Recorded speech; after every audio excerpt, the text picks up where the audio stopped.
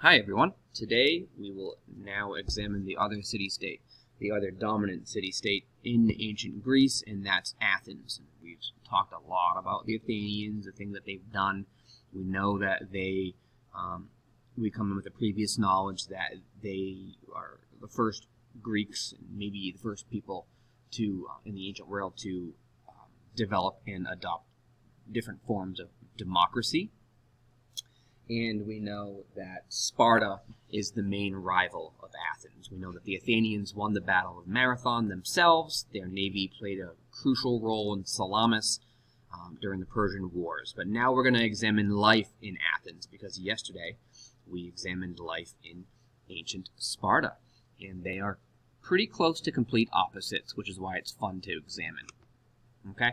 So this time we'll examine the role of boys and men in society in Athens. So the Athenians believed, like the Spartans, that your body needed to be exercised and trained. But unlike the Spartans, the Athenians believed that your body and your mind should be exercised. Spartans believed there was really no role for reading and writing and math and music and in those different things, those different arts. And drawing specifically art. They didn't really have a place in society for that. But in ancient Athens, it was a crucial part of their development and of their education. Men in Athens did train physically, but it wasn't for as long or nearly as harsh as what the Spartans did to their boys and their men.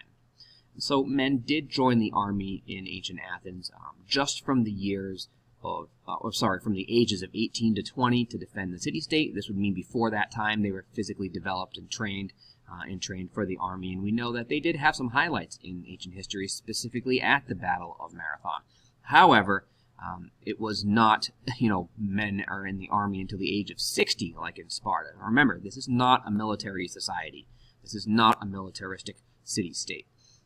And every Athenian male did have to join the military. They did have to be trained to do this. They did have to defend in this way. And men over the age of 20 would be in the military if it was a time of war and they needed all men to be fighting. Otherwise, that was 18 to 20, and then you were free to become a full citizen and to take on a job and take part in society, in Athenian society. Okay. So the Athenians put an importance on other training and skills, those of the mind. Athenian students, and I'll point out that Athenian students were males. They were boys. They learned to read. They learned to write. They learned to count, so they were versed and trained in math and mathematics. And they believed very strongly that singing and playing musical instruments was an important skill to learn, an important art to know. That is something specifically that the Spartans believed was a total waste of time.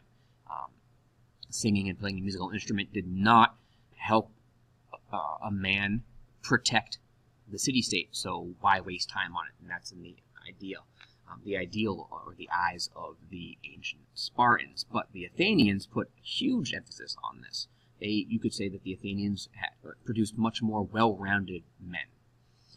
Boys also learned history and legend, and by doing so, they would read and study the Iliad and the Odyssey and other great works of Greek literature. The Iliad and the Odyssey, of course, from the blind poet Homer. That's the Iliad is the story that we discussed of the Trojan War, and so those legends and that history was a really important thing for the Athenians to teach their boys.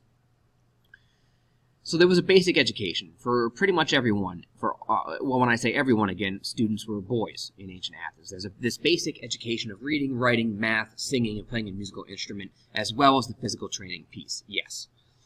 But wealthy families then hired private tutors who would teach the boys an even higher education, and that included philosophy, which we'll examine down the road a little ways, geometry, which is advanced math, astronomy, which is mathematics as well as science, the stars, the planets, what they knew at the time.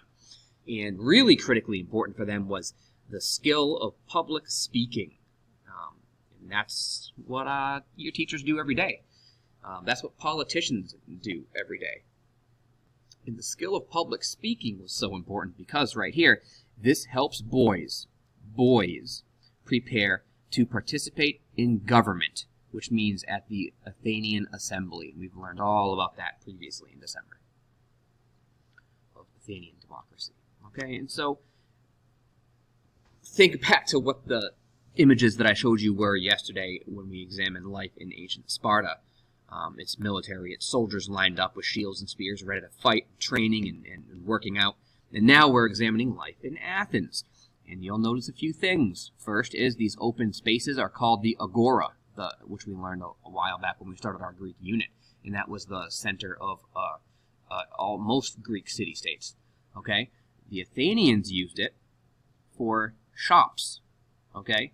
For political discussions, people on stage discussing politics, discussing issues that face the city, okay? You will notice that it is entirely men in these illustrations, in these images. There's a reason. We're going to talk about the role of women and girls and the poor. Unfortunately, only the wealthy families could afford to educate their boys this much. When I say this much, I mean with hiring private tutors and again going over philosophy, geometry, astronomy, and that skill of public speaking. Only the wealthiest boys from the wealthiest families could get that much education. For the most part, the majority of these families were poor in the city-state. And most of the boys from the poor families, they did have an understanding of reading and writing a little bit, but they grew up to go on to mostly be, and largely be farmers, growing food for the wealthy, okay? And critically important here, very few girls were allowed an education at all. Those girls that, the girls from poor families were given zero education. The few and lucky girls from the wealthier families were also hired private tutors. But this was not something that was seen as necessarily important in Athenian society. Girls did not, as you know, participate in the assembly and in government in this democracy, and therefore they did not need to be trained in public speaking. So a few wealthy families decided that the girls should have this education. Maybe they were more progressive. Maybe they had a more dominant mother figure, maternal figure, and that's why they would educate their girls more. But it wasn't something that was seen as necessary. It wasn't something that was going to prepare them to take part in public life. They weren't in the Agora. They weren't giving public speeches. It would have essentially been illegal for them to do this.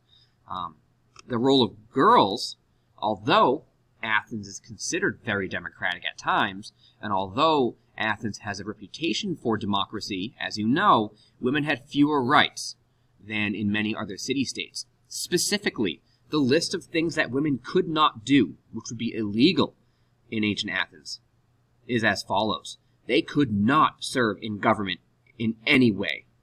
It was illegal. They could not leave their homes except for special occasions. I want to say that again for all the ladies out there listening to this lesson right now. They were not allowed to leave their homes except for the occasional special occasion.